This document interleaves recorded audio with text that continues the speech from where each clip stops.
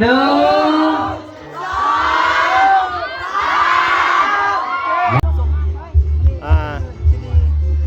และรู้สึกเป็นเกียรติมากที่ได้เป็นร่วมงานนำเขาเนาะซึ่งทางเจ้าภาพเขาก็ต้อนรับเป็นอย่างดีเคยพี่น้องหลายๆนี่เบิ่งคนฟังหลายๆ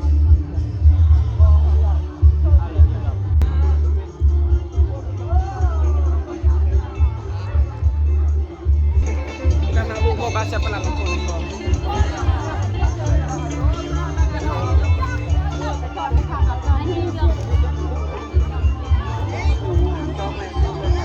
ม่วนคนเดียวโอ้หลายคนเพิ่นเอายาวทีมงานแผนกตอนรับเราให้คือโมเมนต์อีสังเราให้พี่น้องแผนกเบียร์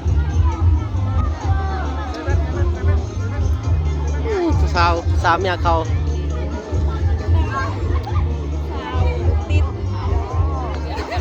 ซ้ำซ่าจะได้เข้าบ่แม่นเรื่องง่ายผ่านอุปสรรคหลายอย่าง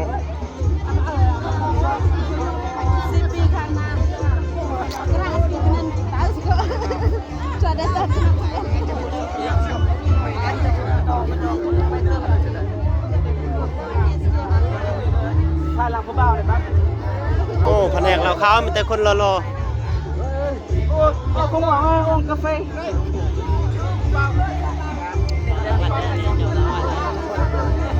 ได้จับมือได้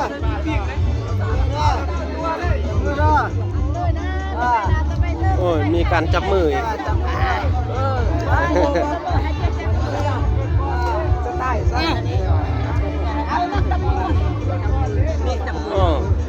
สบายดีติเชียวนี่กะ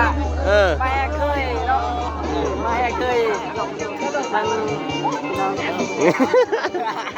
โอ้ทุกคนสู่ชีวิตแห้งพี่น้องแต่เป็นแดดทันเมื่อวานแค่แน่แบบฝ่าบดนี่บ่มีแดดฝนตกแต่เช้าวันวันนี้แดดเป็นแดดทีมงานของเพิ่นก็เฮ็ดอาแท้ว่า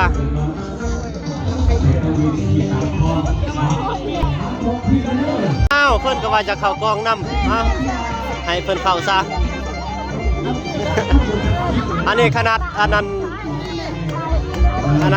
บ่ทันเมาซื่อๆได้เพิ่นบัดเมาแห้งนักกว่านี้อีก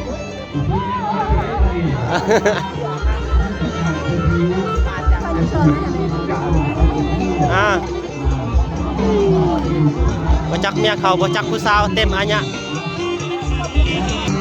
โอ้อายคนรอเสียวข่อยเอาไง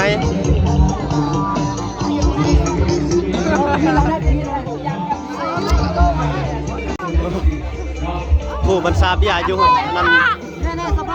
ประตูคนสำคัญที่สุดแหละผู้ใดสิข่าวต้องผ่านเพิ่นก่อนเบิ่งแดดเป็นแดดพี่น้องแต่ทุกคนก็สู้นำกัน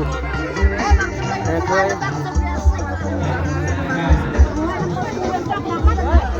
เจ้าบ่าวเจ้าสาวบ้านนั้นสิถ่ายให้เบิ่งได้พี่น้องเด้อนี่กำลังแห่เคยอยู่กำลังสิบรรยากาศกินข้าวสมาธิพี่น้องโอ้อิสแมนเมาเลยทอกที่บ่า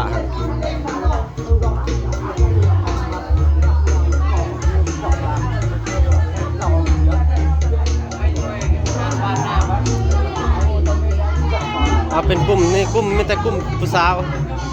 คุณกระแมน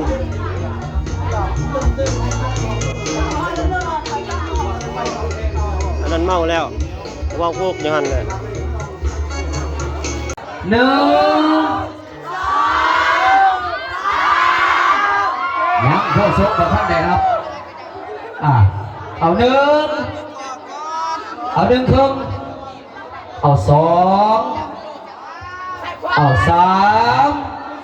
พร้อมที่เจ้าสาวพร้อมไหมยังอี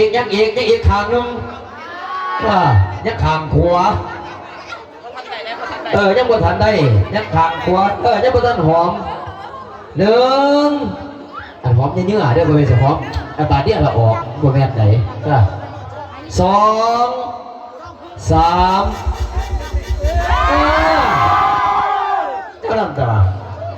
เกียรติให้เจ้าบ่าวหอมแก้มเจ้าสาวหอมเวลาหอมก็อยู่ตรงหน้าหอมก่อนก็ให้เป็นเกียรติให้เจ้าบ่าวหอมแก้มเจ้าสาวได้บ้างหนึ่ง